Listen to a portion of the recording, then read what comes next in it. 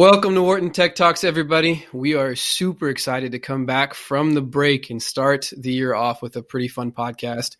We have the full squad with us on this podcast for the first time. You've got me, Ibrahim. You've got Sophie. Say hello. Hi, everyone. And then we got Chris. Say hello, Chris. Hey, everyone. So when we were launching or even thinking about launching this podcast over the summer, the number one topic, and the whole team is smiling at me because they made fun of me before this and they're going to make fun of me after this. The number one topic we wanted to talk about was cloud because everybody's talking about it and I don't know if we actually understand it. And so we wanted to make sure that we dived into it. So we are super excited to have Andrew Straus from Snowflake, where he is the VP of Sales, Strategy, and Operations. We think that he's going to have some really incredible insights about the cloud space overall, about some partnerships that they're doing, and specifically kind of the market that they've carved out for themselves and done incredibly well with their amazing IPO. Welcome, Andrew. Thanks so much for having me, team. I really appreciate the chance to be here, and I'm thrilled to talk to you today.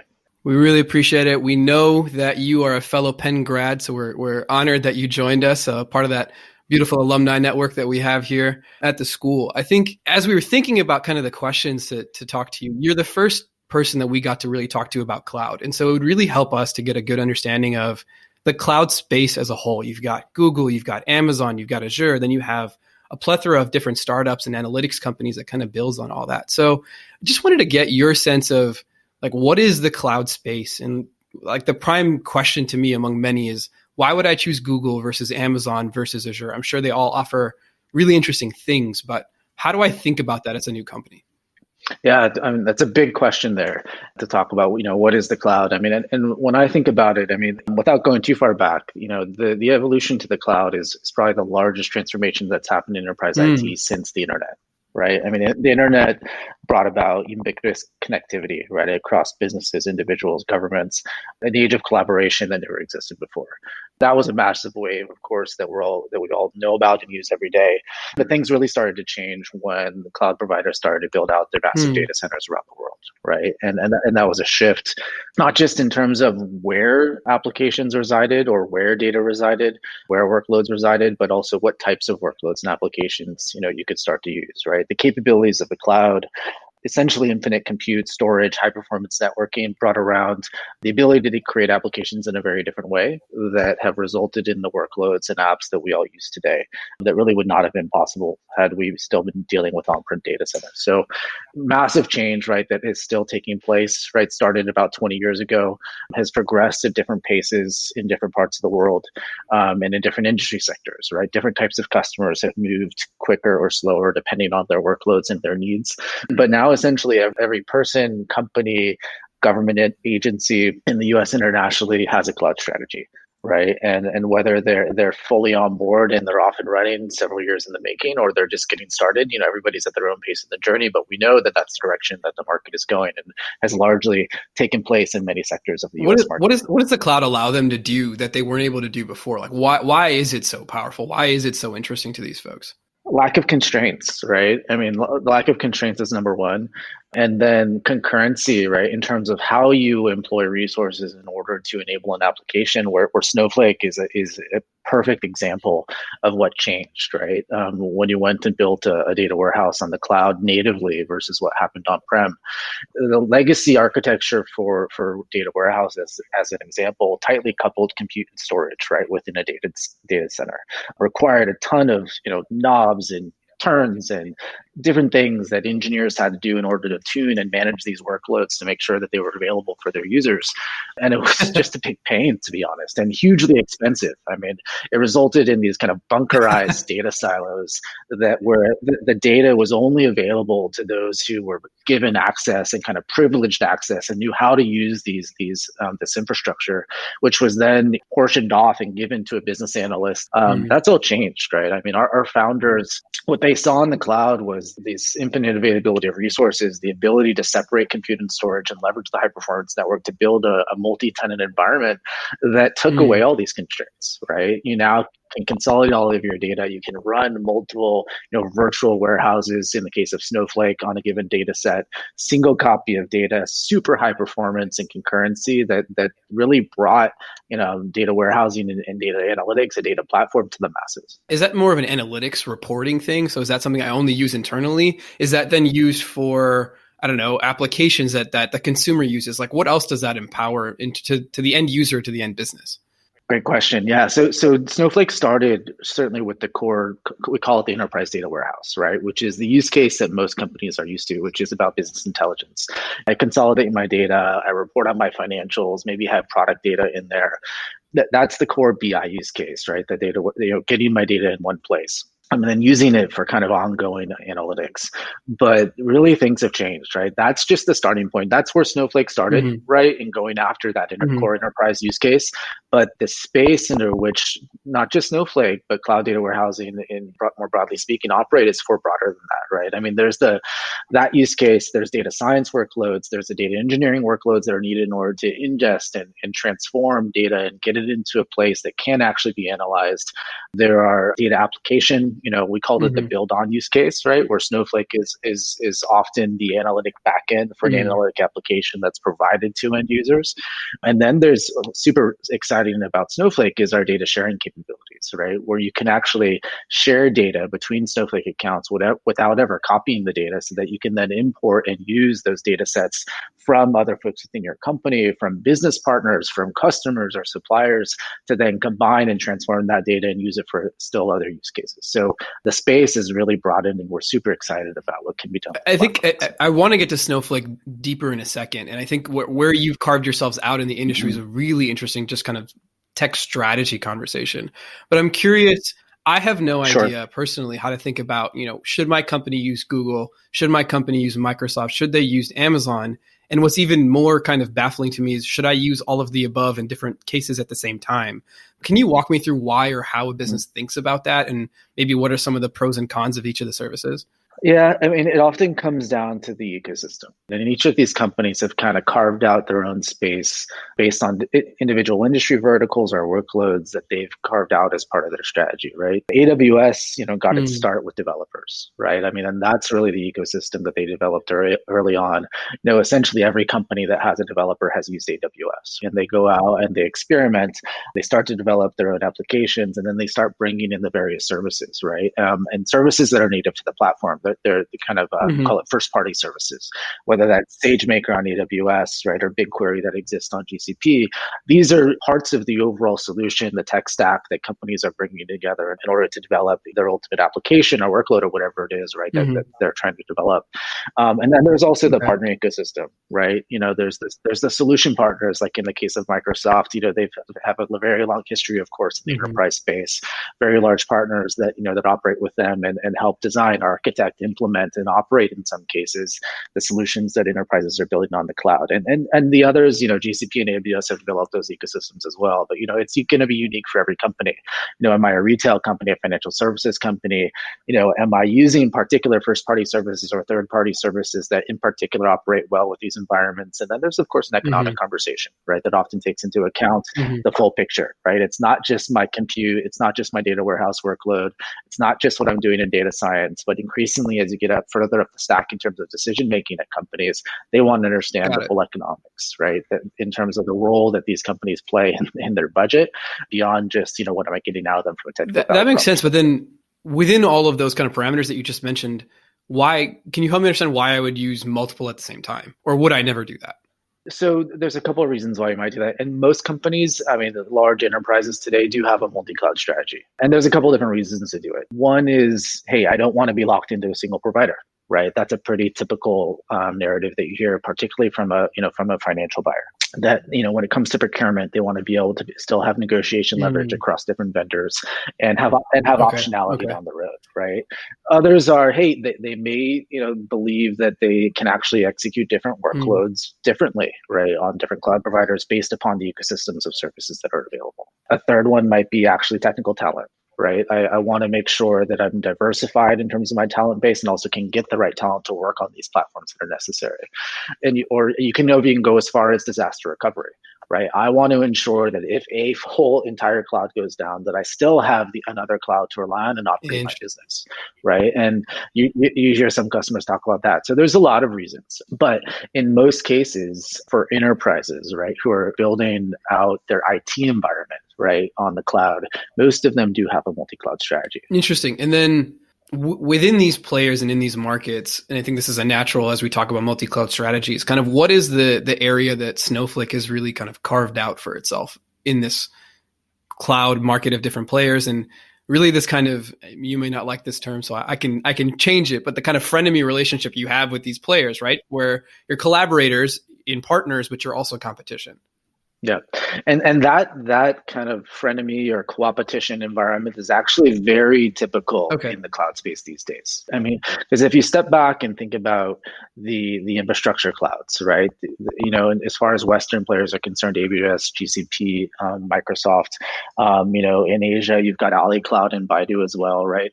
But, you know, there's a huge amount of concentration just in terms of the vendor space, right? I don't know if you can name any other market globally that has so few predominant players. So the choices that are available to an ISV like Snowflake are pretty limited.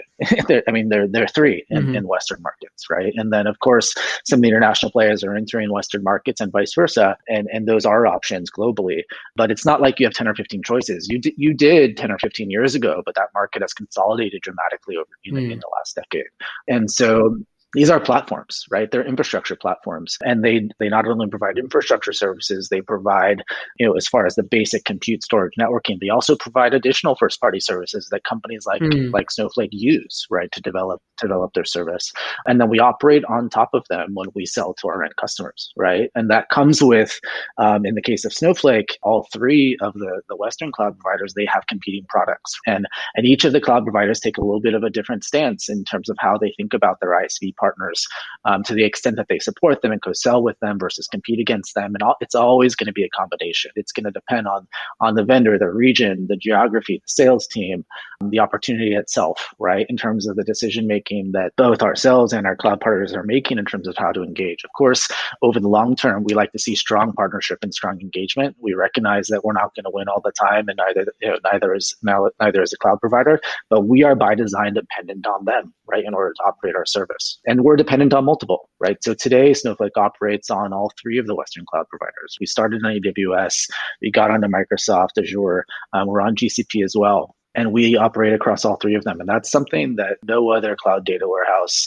vendor of our scale can say. Right. And certainly the cloud providers themselves aren't able to operate in a multi-cloud environment. And this means we can offer things like cross-cloud replication and disaster recovery on Snowflake across clouds, right? Which is pretty incredible. You can share data across clouds and you can collaborate with data across clouds. And so we believe that is a distinguishing value prop, right, that we have. And you know, these other, you know, the other products that first-party products that our cloud partners offer are good products in their own right for their particular use cases. But we believe there are some things that set Snowflake apart. And that's what I think we're seeing in our performance. So how do you see these partnerships differing? Is it that you can go to AWS versus Google and you have different offerings on both of those? Or is it just the same offering and through this multi-cloud strategy, you can just appeal to a wider number of potential companies? Yeah, so our offering is one offering, right? It's the Snowflake product. It is the same for all intents and purposes across the different cloud providers. Those providers are our infrastructure. And so it takes time, right? Porting Snowflake, you know, from one cloud onto another and replatforming is not a small undertaking. We have engineering teams dedicated to this. You know, Snowflake, you know, we like to talk about it or often talk about it as a battleship, right? It is not a speedboat that you can go and just drop in an instance, you know, an image onto a cloud region and spin it up and you're off and running. It's a massive undertaking, right? Because there's 3 layers of infrastructure even within the Snowflake environment, lots of features, resiliency, security requirements that we need to make sure that we meet and support for our customers. And so, you know, when we rolled out onto each one of these clouds, that was a significant undertaking. But in the end, the product offering is the same. We have several product editions that you can use across any of these clouds. What we do see is that there are cost differences. As you might be aware or familiar with how the cloud providers price their services, it is not yet, although some of the offerings approach a commodity-like market, they're not at the end of the day, and there still are price differences between cloud providers and across regions, and we have to take that into consideration when we price our product. Mm-hmm. And then, so we've talked about the partnership side, but what about the product competition side? So a lot of these companies that you're collaborating with have competing services or products. So what is Snowflake's bread and butter against what AWS and Google and Microsoft have to offer?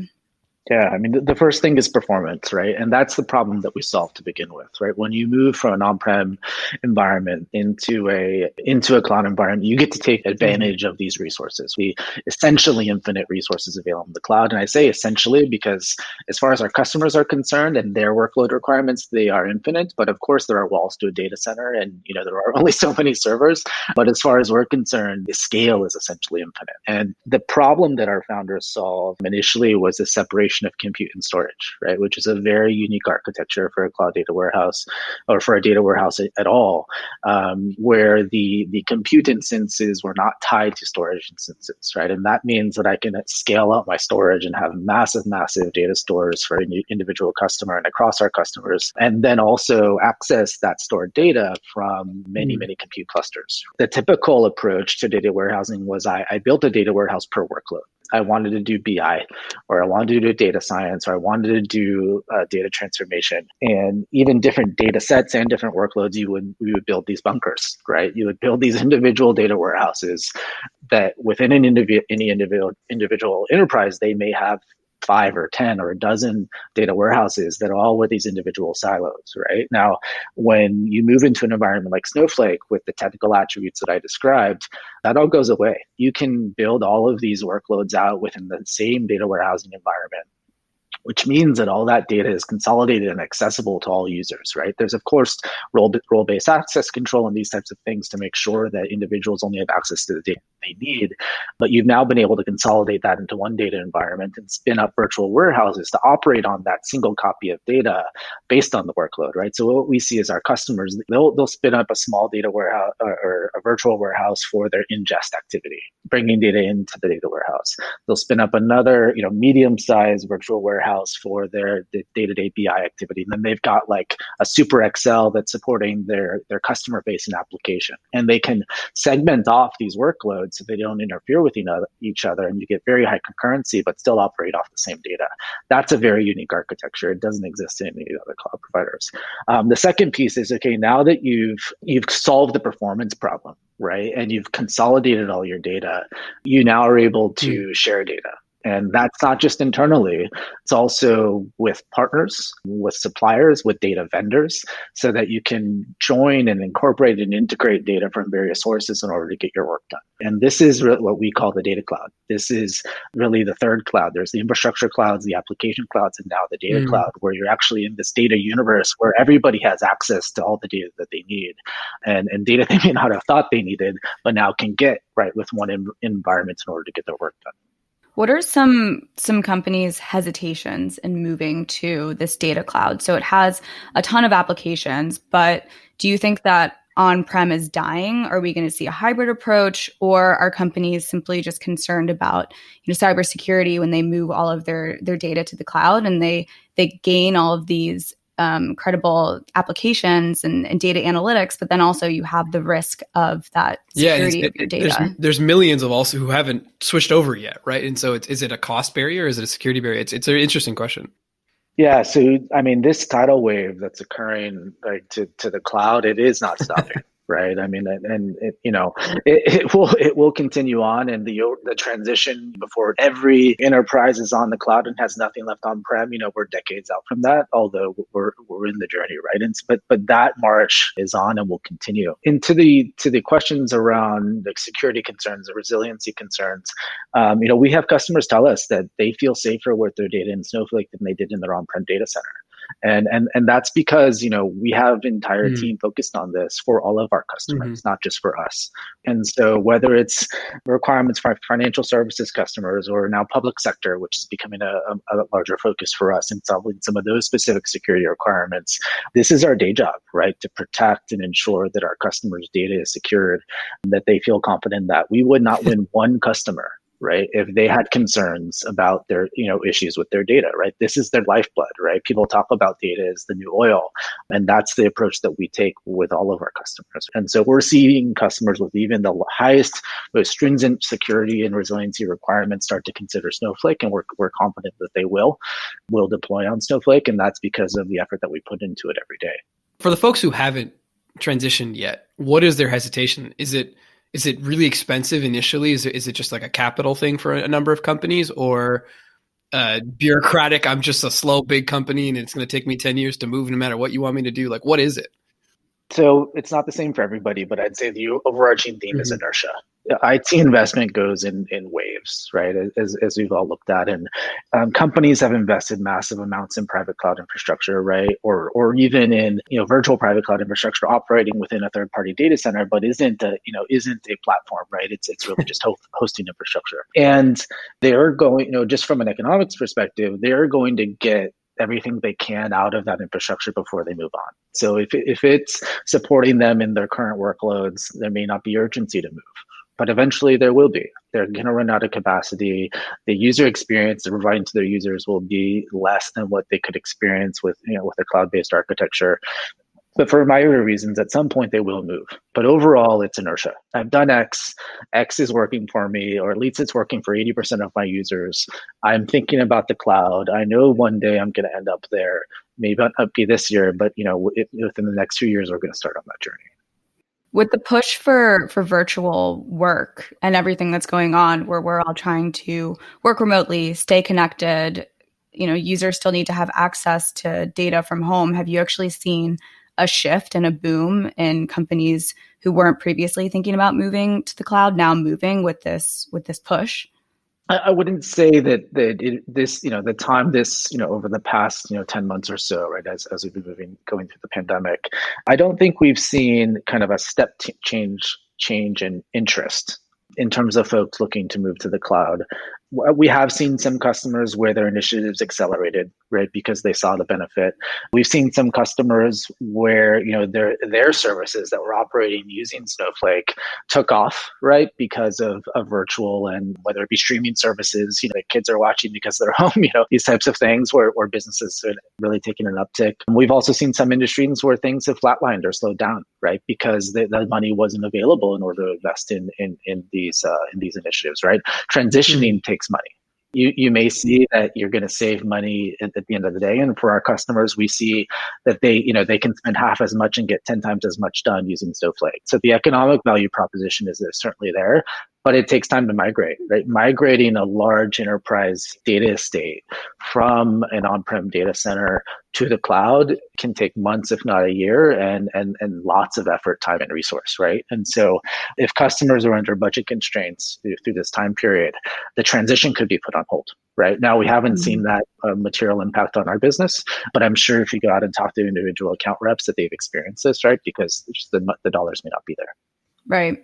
Yeah, coming from a B2B SaaS implementation background, there's many memes around those projects and the timelines and the change orders, since something's always going to push and it's always related to some sort of integration IT aspect. So I can definitely relate to the time it takes to implement these cloud processes and these cloud products. But switching to Snowflake and the competition and the rise of the data cloud, how does Snowflake remain competitive with all of these new players that are constantly coming in and vying for either your marketplace or carving out different niches within this really fast growing, interesting space? Yeah. So I think the first thing is get our core right. Know what our core value proposition is and what it will be, and we can't lose sight of that. The performance lead that we took in developing our architecture and implementing our service and getting up and running was material, and it still is material, but we cannot believe that it will be be eternal. And so we have to maintain kind of a a relentless focus on performance and scale, availability, resiliency, those core technical value propositions that we must have in order to win. But as I mentioned, we'll assume that our competitors will catch up. They've got large engineering teams. They understand what their gaps are. They're going to work towards closing those gaps over time. And that just means that we need to continue the evolution of our service and our value prop to expand it.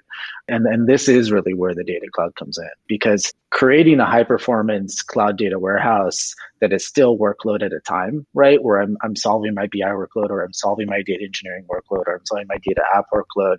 That just creates super fast, high performing silos. Mm-hmm. And like, it's better than what you had before, but it's still a lot like what you had before. And so, what Snowflake has done, because you can buy Snowflake by the drop, right? You can spend $100 a month or many orders of magnitude more than that on very tiny workloads or very large workloads. We've brought data warehousing to the mass of the market.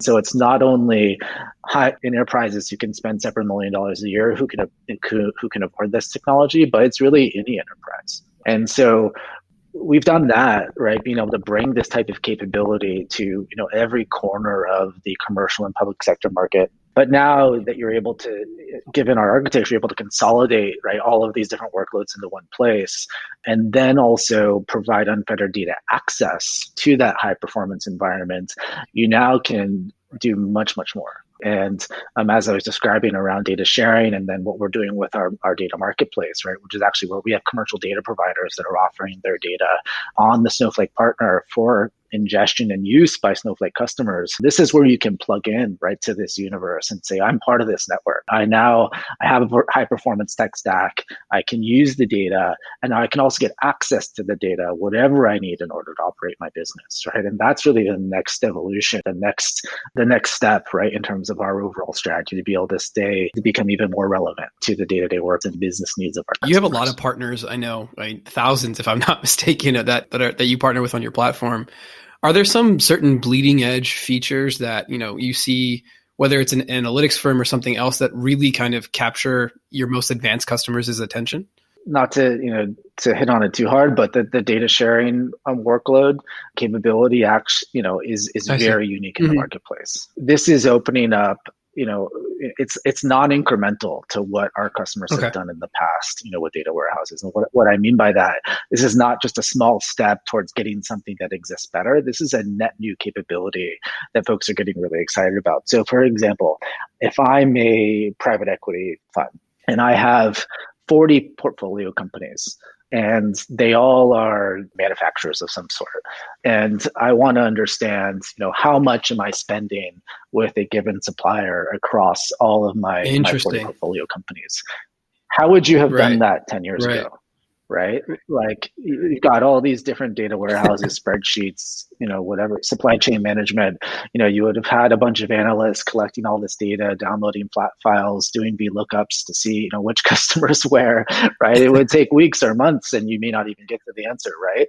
Mm-hmm. Now, if you've got all your supply chain data in Snowflake, you can create shares, right, between all of these companies, or to a central data store where all of this comes in, and your data science team can join, analyze this data, and then get the answer in minutes, right, rather than months. And then I can use that data to go and negotiate with these suppliers and say, look, I'm spending all of this across my 40 portfolio companies. I need a discount, right? Like, I mean, these are kind of business objectives that exist for a very long time.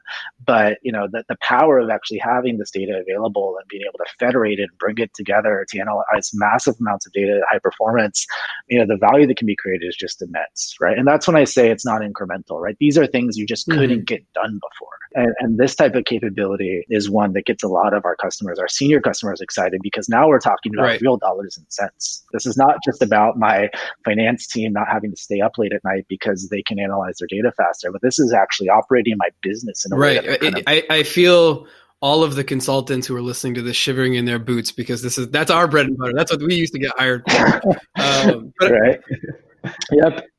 I grew up in that environment. And so I know. Well, to that point, I think it's interesting, maybe moving a little bit to your operations hat more than your sales hat. Like, how much of your business then, or your organization rather, not in a percentage, but how much do you focus on service? How much do you focus on helping these businesses better understand what they can do with their data?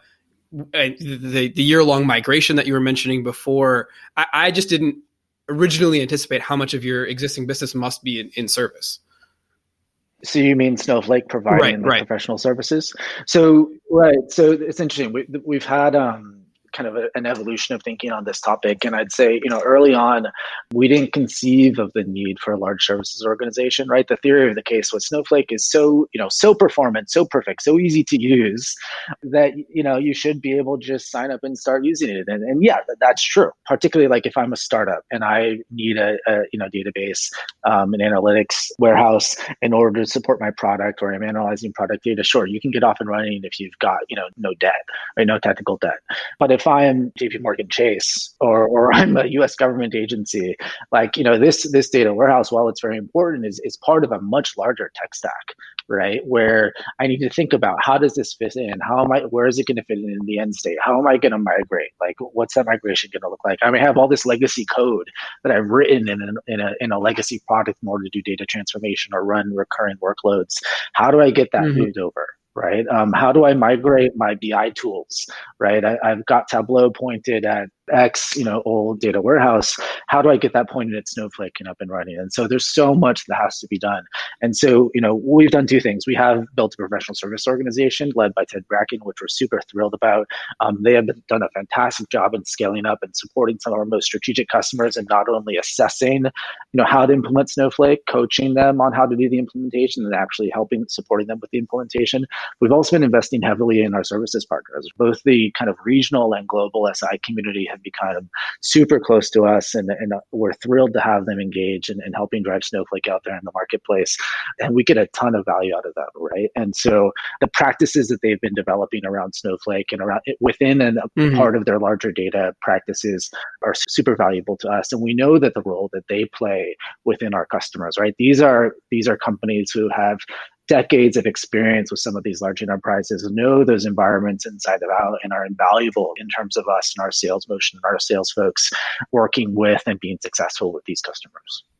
On the service side, I'd love to hear more about like the marketplace for data. I know when I was working in kind of building BI tools, one of the things like the holy grail would be to have like blended data, like really high quality data sets that we could bring into the data set that we were offering our customers. And even though we were struggling with the silos that we had, even with our own internal data, but getting to this dream of how do we bring in really amazing data sets that we can kind of slice in. So I'd love to hear more about that marketplace. So this is something that we learned by doing, right? And we started even before the Snowflake data marketplace came into being. We were working with some of our data providers, for example, on the sales side. Like, we have account enrichment data providers, right, that will give us data about various accounts and what technology they're using. And we want to bring that together with our Salesforce data and join it in to be able to give our account reps a better picture of these customers. And so we started striking contracts with our own vendors to say, hey, we want to subscribe to your data, but we want you to provide it through Snowflake. And so they shared the data with us. Our teams integrate that data together and join it in order so we can create a much richer data environment. And then we started offering this capability up to our customers to use. And then the marketplace came into being, which intended to be, for commercial data providers, data providers that are out there where data is part of their business or is their business, where they likely are contracting with their customers to provide data of some sort, but they want the delivery mechanism, the delivery vehicle to be through Snowflake, and that's to improve the customer experience, right? So much time of data scientists is spent on just gathering, transforming, fixing data so that it can be used, right? I mean, that's a lot of time the data engineering teams and data sciences are spending their time on. If the data is provided, kind of curated with a data dictionary, right, straight in, through the database, through Snowflake, where I can then accept that share and bring it in, I can get up to speed on what all the columns are, what's the data structure, what's there, and then I can start playing with it, natively in SQL. Like, that just like ton of time. Doesn't mean that you're not going to have to do some other transformations to be able to get stuff in the state, but it gets you a long way down the road, like cutting that cycle down of actually getting data prepped before I can start to use it. And so this is something that our internal teams are excited about, and we see our customers super excited about, because it just makes that the ability to use third-party data just that much easier.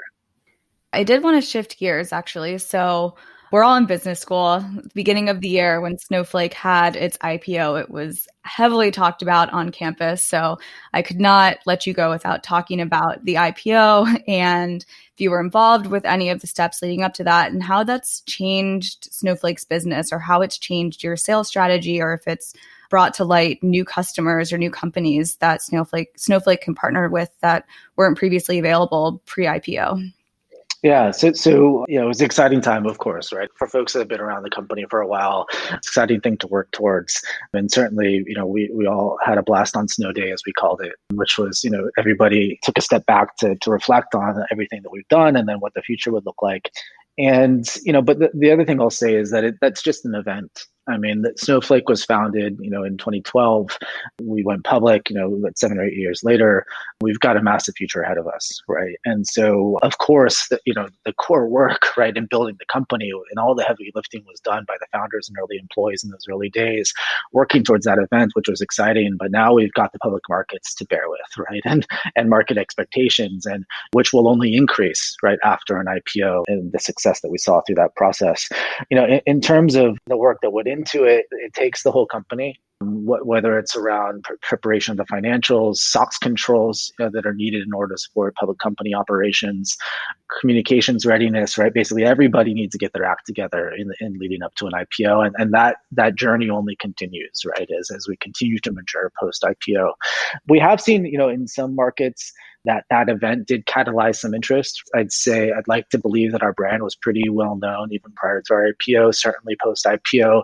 In certain parts of the world, we've seen some additional interest, which has ticked up our lead flow on the inbound side that we're excited about in some of our newer markets. And then also some large customers in certain markets who perhaps take a bit more time in evaluating new technology and really want to believe that the company is going to be there to support them for the long term. Take some additional comfort in the fact that we're now a public company and their willingness to consider Snowflake. And so, yeah, it's been a journey, but I think the work is really only begun.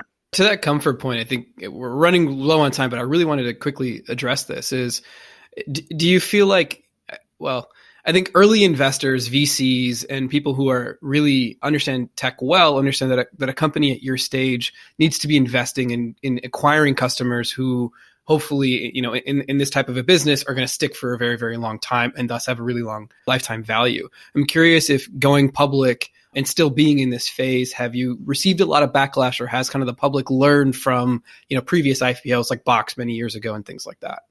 You're talking about in terms of the level of investment that's needed for growth and how that trends over time? Yeah, if you look back at some peer IPOs, right, that have taken place in the last 5 years or so in the enterprise software space, this investment pattern is pretty well understood, right? Investing for growth with the recognition that profitability, of course, is necessary, but growth, at least in the earlier days, is paramount. And I'd say, we're still in the growth phase, of course, right? Mm-hmm. We're very excited about our growth opportunity. We're doing well in North America. Our European business really got started a couple of years ago, and then our Asian business is a little bit younger, and we're still opening up new markets like India and Japan this year. We'll see what we do into our next fiscal year. And so that focus on investment is still there, but at some point you do need to transition a little bit towards leverage in the P&L in order to drive towards the target P&L that investors are anticipating. And you can be sure, right, that's of course part of our plan. But in the near term, you need to be pragmatic about which portions of the business and parts of the P&L you try and drive scale and leverage out of over different periods of time. Our finance organization and an executive team, of course, have thought hard about that and have put a pretty deliberate plan in place in terms of how we scale the business over time and drive towards those target financials. Would love to dive into that plan, but unfortunately we are coming up absolutely on time. So we wanted to close out with our closing question that we asked to kind of all of our guests. With your unique perspective of kind of the cloud space and where Snowflake is, what is your boldest, most interesting, unique prediction of how the world's going to be different 5 to 8 years from now? Like, what do you believe in your heart that will happen, even though it probably seems like a moonshot to everyone else in the world? Well, I don't know how bold this is, but I certainly think it's relevant to this audience. I mean, in that, I think 2021 is really the year of the citizen data scientist. And what I mean by that is when I graduated undergrad, and even when I left business school, right, the tools of the trade were, Excel and PowerPoint and maybe some Visual Basic here and there in order to automate scripts and make your life easier so you weren't up all night, right? Those tools are still relevant, but more and more, I think you see business analysts and strategists leveraging tools like Snowflake and not just Snowflake, but tools within the ecosystem where the core analytics skill set is way up leveled relative to the expectations that it was 5 or 10 years ago. I think you're going to see folks normal, kind of your line of business analysts use, may not be full blown data scientists and getting deep into neural networks and understanding how these models are built, but starting to employ these tools and bringing tools of the trade like, SQL and Python and notebook toolkits and working with data warehouses to perform their analytics as being table stakes. And so that skill set, right, that folks can build through undergrad, after undergrad, in business school, through other training, I think is going to be critical in order to be successful as analysts and strategists within enterprises, going forward. And I think what you'll see is that data science skill set, be built into the job requirements and the expectations of your, analysts within every team, right? You'll still have specialists, right? Like you're very talented, deep, kind of computer science background data scientists who do this day in and day out and are very specialized in what they do. But I think you'll increasingly start to see expectations where analysts operate in this capacity on a daily basis and be able to bring deeper, richer data analysis to the fray, to strategic decision making, to company decision making, day in and day out, and kind of the spreadsheet and PowerPoint world, while it will still exist, will give way, right, in many respects to modern data and analytic technology. That makes a lot of sense. We did not pitch Andrew on this. We got to pay attention in those R and Python and all the other classes that we got. Andrew, thank you for your time. We really appreciate you joining us. It was a fantastic and a really fun conversation. Really happy to be here. Thanks so much for having me, and I wish you guys all the best this year.